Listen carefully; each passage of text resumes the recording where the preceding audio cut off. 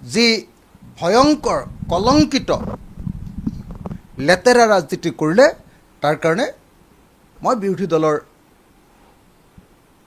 এজন সভাপতি হিচাপে নিন্দা কৰাই নহয়, সমগ্ৰ অসমবাসী ৰাইজক এই বিজেপি দলটোক ঘৃণাৰে উপচাই পেলাবৰ কাৰণে মই সকলোকে অনুৰোধ জনাইছোঁ।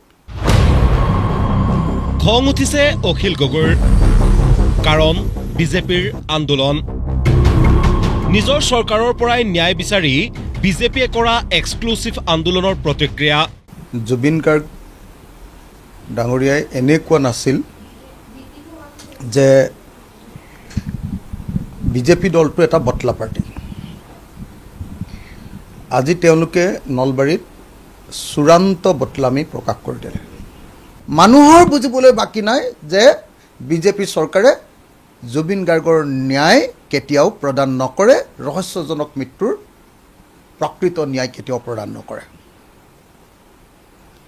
এওঁলোকৰ কাৰণে 2026 ৰাজনীতিৰ হাথিয়াৰ হৈ পৰিল জুবিন গাৰ্গ। ছিংগাপুৰত নৰ্থ ইষ্ট ফেষ্টিভেল আয়োজনৰ পৃষ্ঠপোষক দেশৰ বৈদেশিক পৰিক্ৰমা বিভাগ। সেই বিভাগৰ মন্ত্ৰী পবিত্ৰ মাৰ্ঘেৰিটা আৰু বৃহস্পতিবাৰে আন্দোলনত নামিল খুদ মন্ত্ৰী।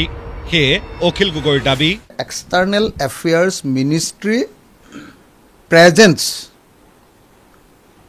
North east India festival in Singapore এই বুলি তেওঁলোকে এডভাৰটাইজ কৰিছিলে। আৰু নৰ্থ ইষ্ট ফেষ্টিভেল পাতিবলৈ লৈ গৈছে আমাৰ মৰমৰ জুবিন গাৰ্গক। আৰু জুবিন গাৰ্গক তেওঁলোকে ষ্টেট গেষ্টটো কৰা নাই, নেশ্যনেল গেষ্টটো কৰা নাই, আৰু নিৰাপত্তাও প্ৰদান কৰা নাই। আৰু তেওঁলোকে জুবিন গাৰ্গক তাত মাৰিছে। নিৰাপত্তা প্ৰদান নকৰি যে মাৰিলে, সেই নিৰাপত্তা প্ৰদান নকৰা ডিপাৰ্টমেণ্টটোৰ মন্ত্ৰী পবিত্ৰ মাৰ্ঘেৰিটা তেওঁ আহি এতিয়া আন্দোলন কৰিছে যে জুবিন গাৰ্গৰ ন্যায় লাগে। মইতো ভাবোঁ যে জুবিন গাৰ্গৰ ন্যায় বিচৰা আন্দোলনৰ এটা প্ৰধান দাবী হ'ব লাগে যে পবিত্ৰ মাৰ্ঘেৰিটাক গ্ৰেপ্তাৰ কৰিব লাগে। আন ৰাজনৈতিক দল নহয়, ৰাজনীতি কৰিছে কেৱল বিজেপিয়ে। কাৰণ তেওঁলোকে চাৰিওফালে হুলস্থুল লগাই দিছে যে বেলেগে ৰাজনীতি কৰিছে জুবিন গাৰ্গক লৈ। আমি দেখিছোঁ যে কোনো ৰাজনৈতিক দলে জুবিন গাৰ্গক লৈ ৰাজনীতি কৰা নাই। ৰাজনীতি অকল কেৱল আৰু কেৱল বিজেপি দলে কৰিছে। চাৰিওফালে যেতিয়া প্ৰতিবাদ উঠিছে, জুবিন গাৰ্গৰ পত্নীয়ে যেতিয়া ক'বলগীয়া হৈছে যে এমাহ হৈ গ'ল, এতিয়ালৈকে মই মৃত্যুৰ কোনো ৰহস্যই গম নাপালোঁ,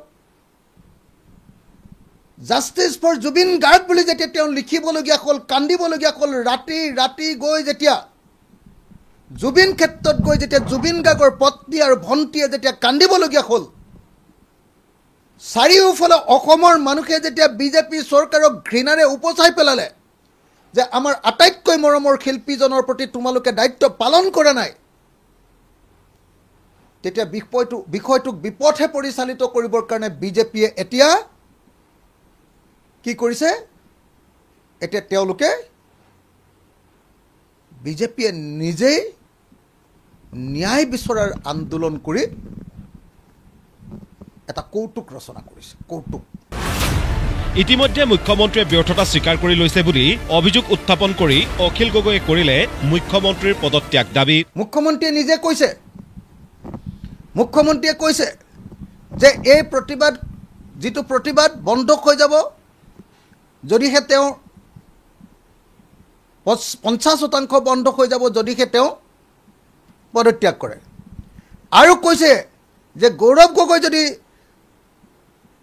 মুখ্যমন্ত্ৰী হয় তেতিয়াহ'লে একেবাৰে প্ৰতিবাদটো বন্ধ হৈ হ'ব। তাৰমানে মুখ্যমন্ত্ৰীয়ে একদম পোনে পোনে স্বীকাৰ কৰি ল'লে যে জুবিন গাৰ্গৰ মৃত্যুৰ পাছত অসমৰ 100% মানুহে এই বিজেপি দল আৰু চৰকাৰ আৰু মুখ্যমন্ত্ৰী হিমন্ত বিশ্ব শৰ্মাৰ প্ৰতি অনাস্থা প্ৰকাশ কৰিছে। 4,000 মানুহ গোটাবহে পাৰিলে, কাৰণ অসমৰ মানুহে তেওঁলোকৰ চৰিত্ৰ বুজি উঠিছে। নলবাৰীৰ মানুহে স্পষ্টকৈ কৈছে যে এনেকুৱা প্ৰশাসনত আমি যাব নোৱাৰোঁ। নলবাৰীৰ তাৰ স্থানীয় নাগৰিক নাই, দূৰৰ পৰা মানুহ ভাড়া কৰি আনিবলগীয়া পৰিস্থিতি হৈছে।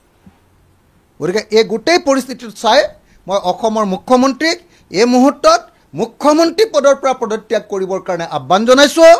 তেওঁৰ পদত্যাগে শেষ উপায় একে সময়তে শাসক পক্ষই চলোৱা এই আন্দোলনৰ কাৰ্যসূচীক সমালোচনাৰে থকা সৰকা অসম জাতীয় পৰিষদৰ চৰকাৰৰ পৃষ্ঠপোষকতাত হৈছে নে বিজেপিৰ পৃষ্ঠপোষকতাত হৈছে আৰু যদি চৰকাৰৰ পৃষ্ঠপোষকতাত যদি জুবিন গাৰ্গৰ ন্যায় বিচাৰিবলগীয়া হৈছে তেতিয়াহ'লে মুখ্যমন্ত্ৰীয়ে পদত্যাগ কৰিব লাগে তাৰপিছতে তেওঁ ন্যায় যাত্ৰা কৰিব পাৰে আৰু যদি বিজেপিয়ে বিচাৰিছে বিজেপিয়ে যদি ন্যায় যাত্ৰা কৰিছে বিজেপিৰ নেতৃত্বত বিজেপি পৃষ্ঠপোষকতাত তেতিয়াহ'লে বিজেপিয়ে মুখ্যমন্ত্ৰীৰ বিৰুদ্ধে চৰকাৰ চলাব নোৱাৰাৰ অভিযোগত তেওঁলোকে অনাস্থা প্ৰস্তাৱ আনি কেন্দ্ৰীয় চৰকাৰলৈ বা তেওঁলোকৰ ঊৰ্ধ্বতম কৰ্তৃপক্ষলৈ তেওঁলোকে দাবী তুলিব লাগে মুখ্যমন্ত্ৰী পদত্যাগৰ ব্যুৰো ৰিপৰ্ট প্ৰতিদিন টাইম